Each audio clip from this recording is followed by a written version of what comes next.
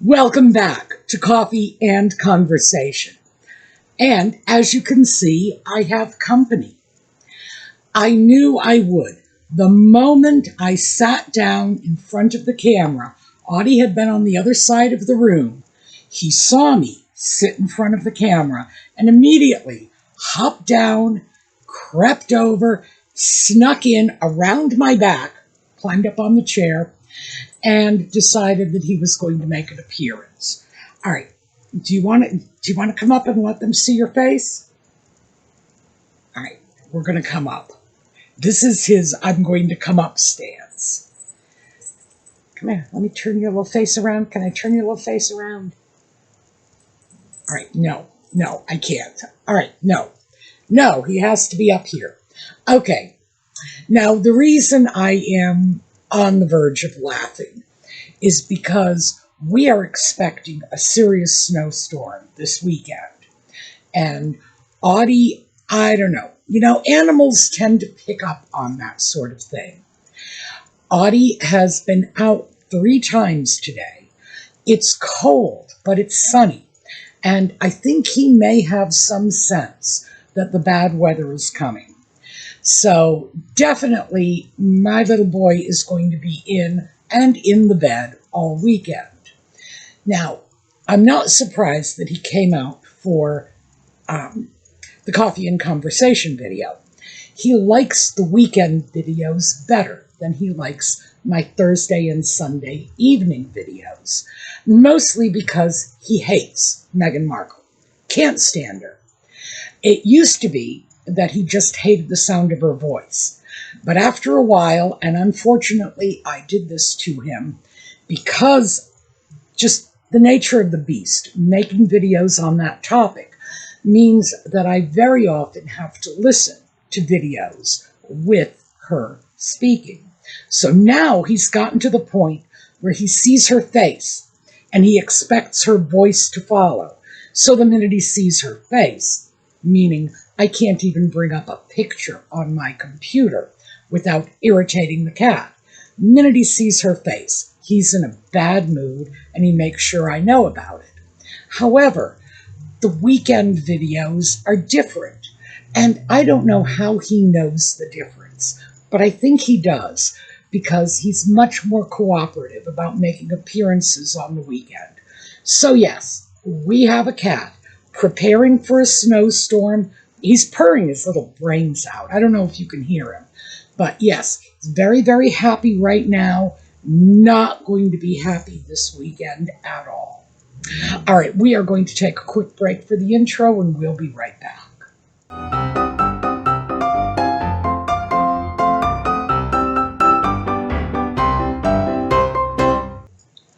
So, I have spoken with Colleen, one of our suemeangels angels, and Colleen is prepped to start some giveaways as soon as I give her the information.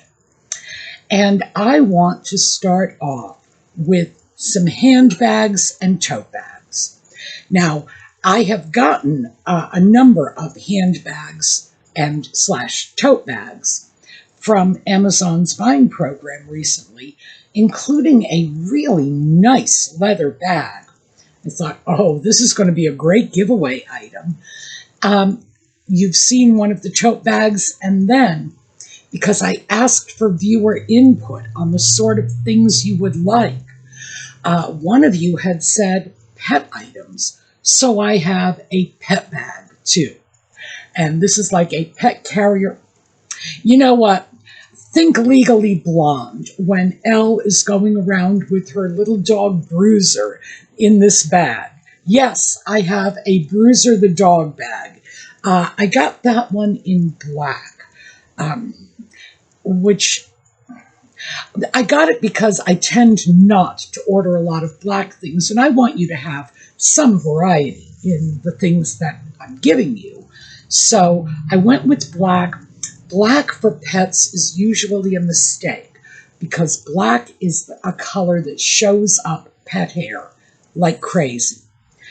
And I suppose ordinarily I wouldn't have gone with black, but my choices were black and beige. And You know, you got to choose. One is going to show up pet hair. The other is going to show up every spot and every little bit of dirt. But in addition to handbags, tote bags, etc., I have other items, other bags I have picked up over the last year or two, brought them home, and said, even though I loved this bag in the store, I'm just not so crazy about it once it made it into my home. So those, which by the way are brand new bags, those are going to make it into the giveaway too.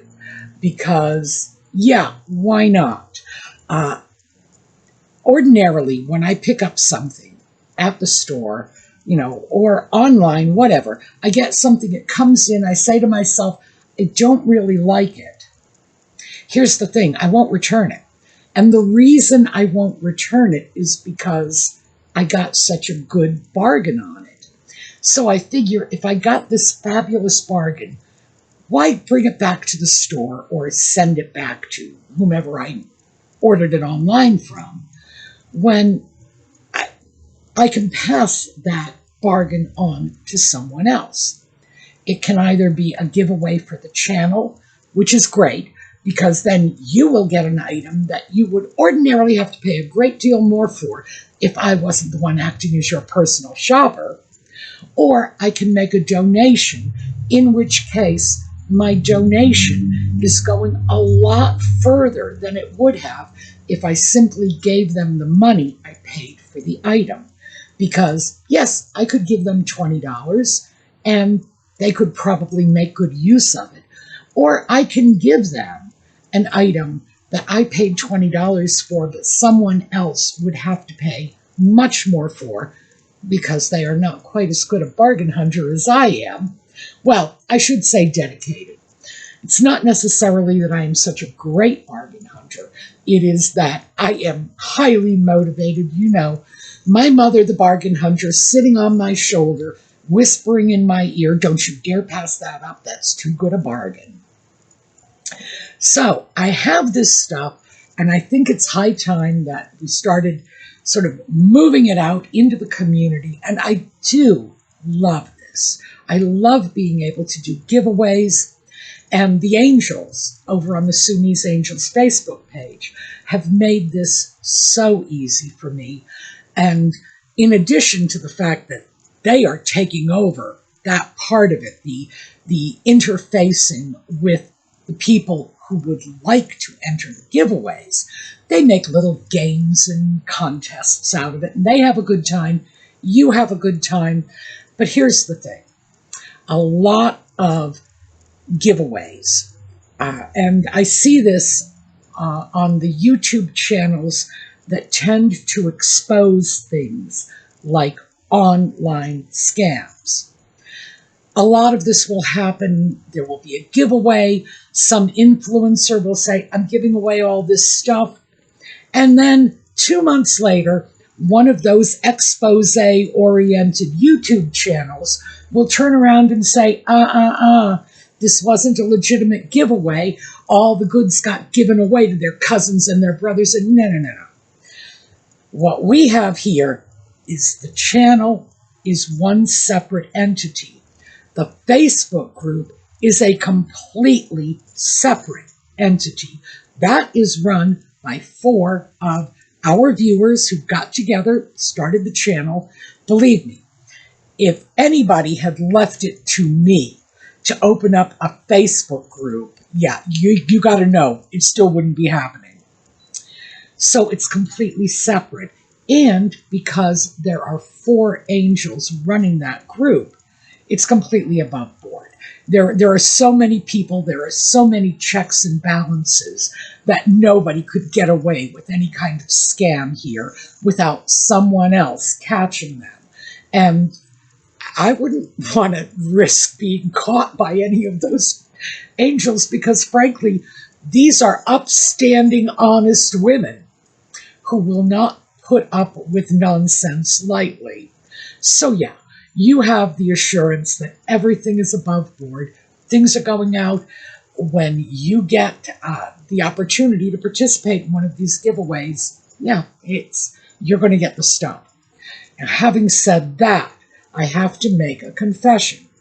We chose a winner for the Chanel jacket giveaway 6 months ago, and I have not gotten to that giveaway yet. Now, keep in mind, it's not as if the jacket is even in existence at this point, because what I want to do is make the jacket for you, take you along on that process, show you how to sew an item that is going to look like a designer piece, even if you have very limited sewing skills, because one of the things I picked up over the years was quick tricks, beginner-friendly tricks to make your sewing project look like $1,000,000, even if you've only been sewing for a week or two.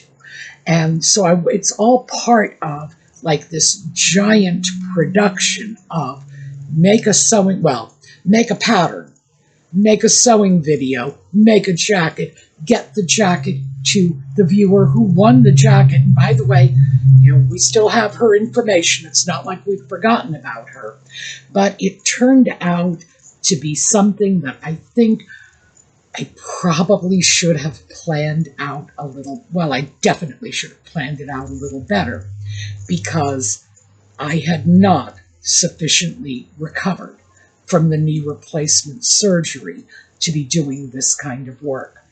But I am now. So I'm expecting to be able to get into this within the next month or so, produce the video, produce the jacket, and hopefully show you how to do the same thing. So it's not a question of, oh, let's look at Sue make something for somebody else. It's going to be a question of let's learn how to make this for ourselves, because this is, as I mentioned, lo these many months ago, this is one of the first major sewing projects I undertook, and I was about 11 or 12 years old when I did it. That's the sewing level you need. And trust me, I was no prodigy when I was 11 or 12. So that's the level of sewing skills you need, nothing beyond what I had 60 years ago. So that's why I'm proceeding slowly, and I really want this to be of benefit to the entire community. All right, so enough about that. Do check in with the angels, because the giveaways are going to begin shortly. Now, once I turn it over to them, it's entirely up to them how they handle it. And what will happen next is they will come back to me and say, this is the person who won that item. And then I just ship it out, along with my thanks for your loyalty and viewership. So I'm really looking forward to this. And do keep in mind, I think I said I had 3 boxes of scarves to go out. Turns out it's 4.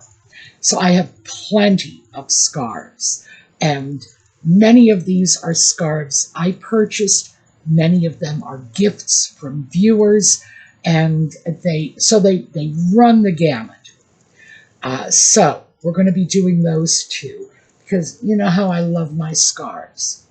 And I do think scarves are very, very useful items in any woman's wardrobe. Remember, oh, here, let me do this. This is the Edith head trick. You take a scarf, you simply drape it around your neck, and you're dropping 2 vertical lines that are slimming you.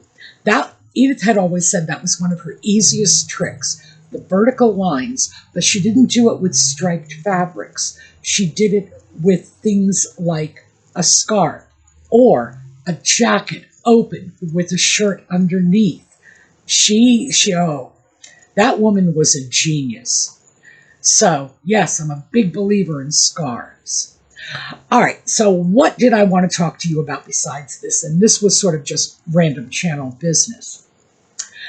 I was sitting with my banker this morning.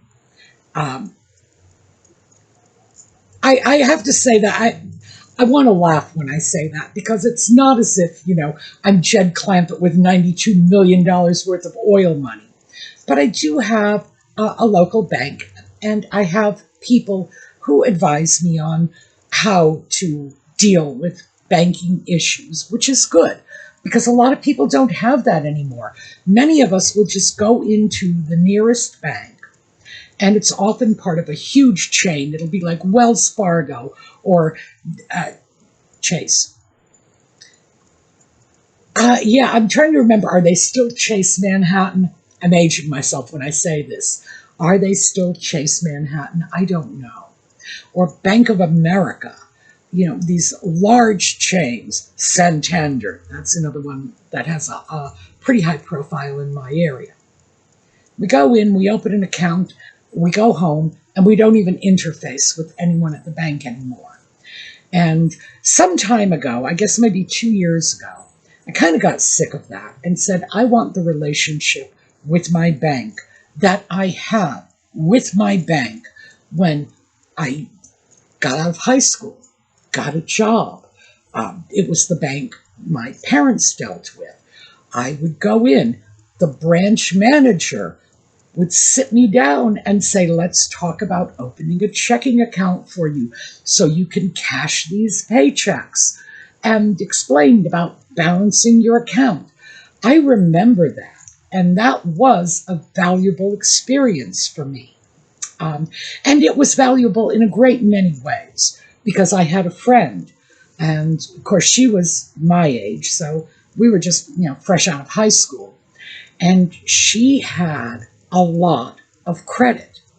She went into the bank. Now, keep in mind, this was 50 years ago, and back in those days, they were handing out credit cards like it was Halloween. It's like, here, have a credit card, and they were mailing them to people without even people knowing they were being mailed out to them. It was craziness, absolute craziness. And my friend ended up with a number of credit cards.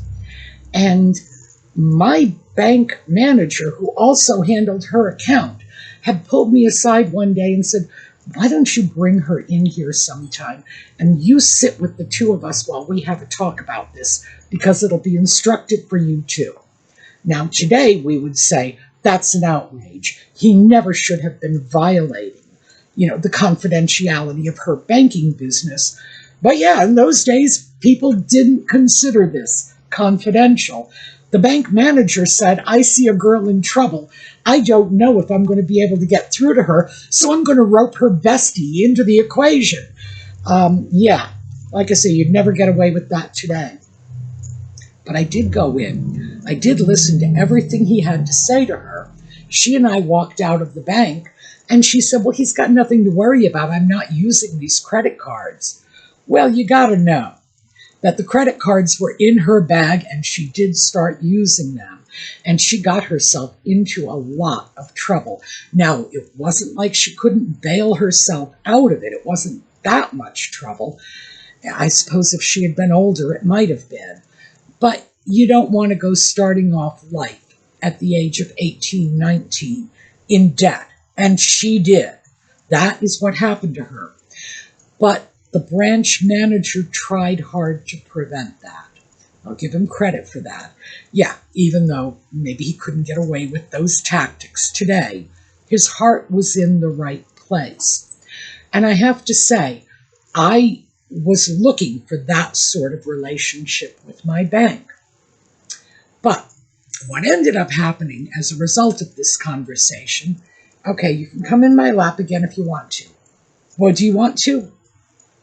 I think he does want to come in my lap, but I think he wants to sneak in. I don't think he wants me to invite him. I think he wants it to be his idea. Anyway, as a result of that discussion, the bank manager had asked me about things like my will and did I want to do things online. And when I told him that I don't have a problem getting information online, but any changes in my account, I expect you to demand that I bring my butt into the bank and do it in person because of things like hacking and the scams. And we talk about scams on this channel quite often. I do not want my bank to get into the habit of thinking that I will do my banking remotely. No, they need to expect to see my smiling face in there so that I'm actually in front of them making the transaction. That is my guarantee that they are not giving my money to some scammer halfway around the world who's simply pretending to be me. My banker told me something very interesting today, too. He said, whenever we do certain kinds of transactions, I will call and I will speak with you in order to confirm it. And I shot back with, you know, AI can clone voices. They are so good at it now that you or I would not be able to tell the difference. Now, a forensics investigator checking voice prints might be able to tell the difference. But I promise you, within a year or two, or 2 years at the most, the technology will be so advanced, they won't even be able to differentiate between your voice and the AI version of your voice, even using whatever technology they have today. Hopefully, the technology will improve. But I do not want to be one of those people who finds out the hard way that some scammer has somehow managed to access my account and then managed to fake a phone call to my banker. So that was one of the things that came out of this discussion. And I'm not telling anybody how to manage their banking. I'm just telling you what I am doing and why I am doing it. So one of the things I am doing is I am restricting access to my account, in that any transfers, transactions within, this, by the way, is my investment account. Anything like that, they need to see me. I need to be standing in front of them. We're not going to do it over the phone. We're not going to do it via email. I want them to be sure it is me. And fortunately, my banker knows that there are things that I won't get involved in. I've already made it clear to him, no Bitcoin, which is the scammer's favorite method of currency exchange. I'm going to have to tell him no gift cards, too, just to make sure that nothing like that happens with my account. But also, there's just, hacking is so bad these days that even electronic transfers are getting chancy. I have accounts with another bank, and I routinely transfer funds between the different accounts I have with that bank. And I may have to look into this too.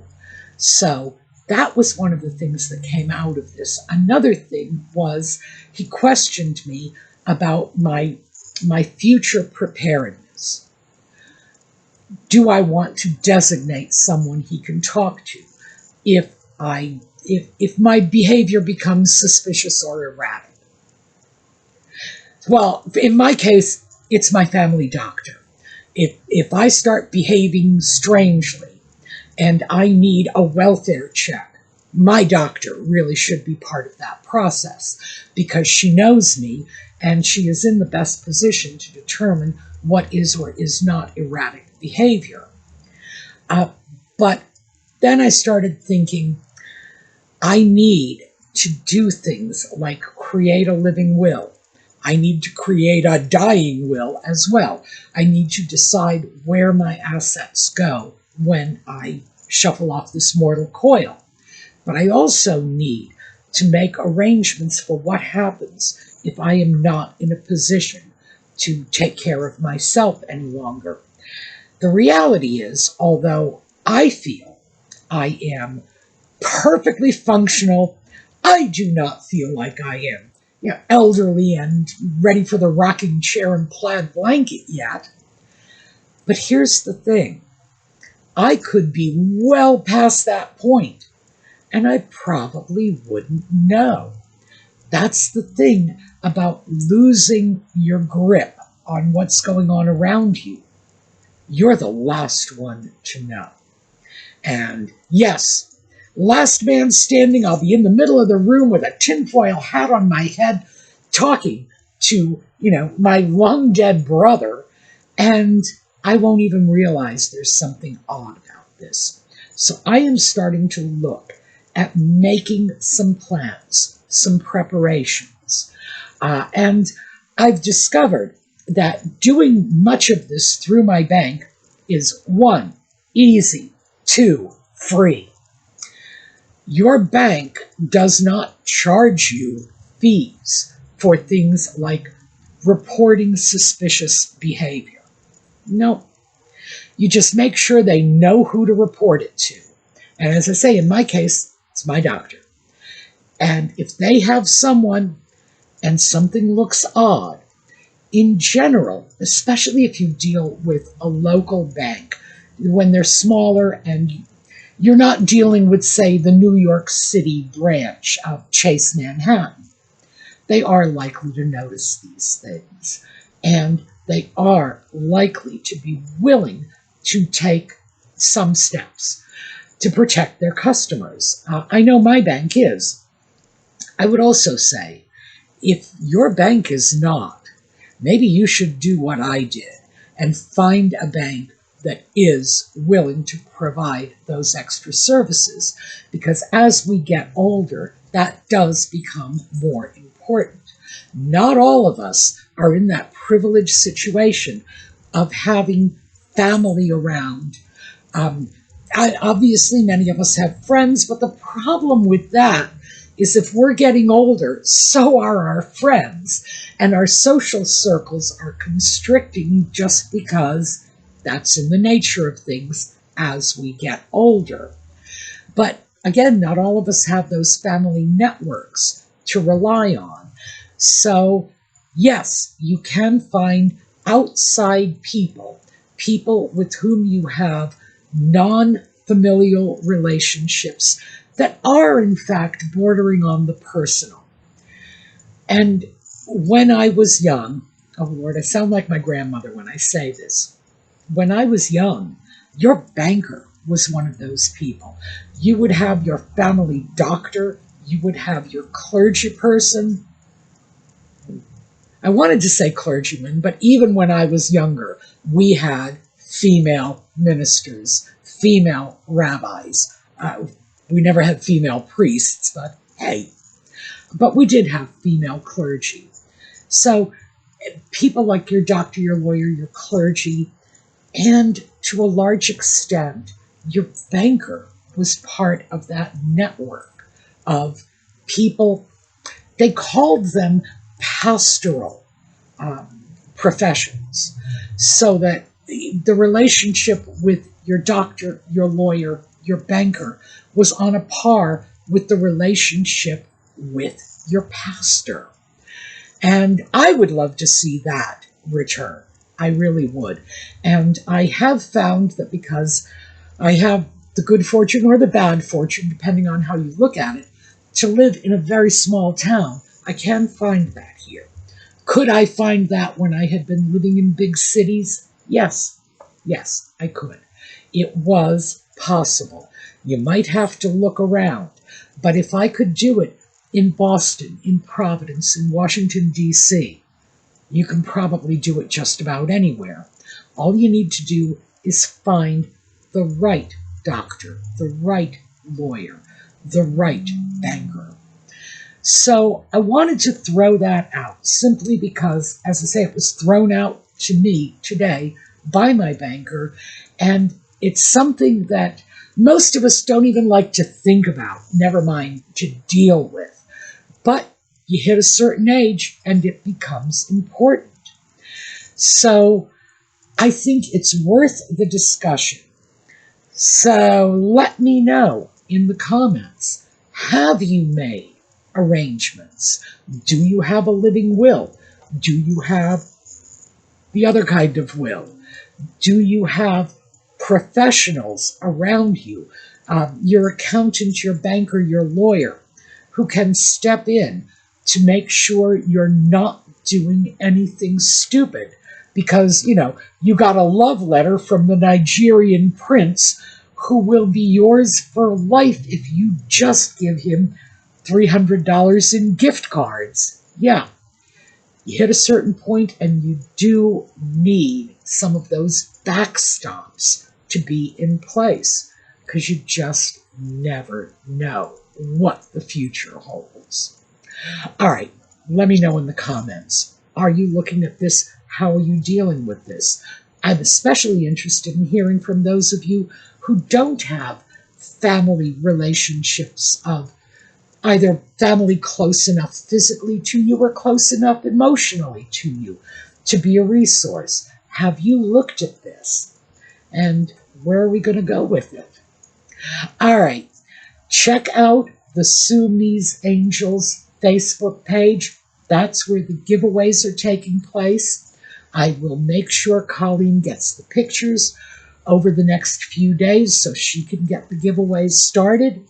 And it's going to begin with handbags and tote bags.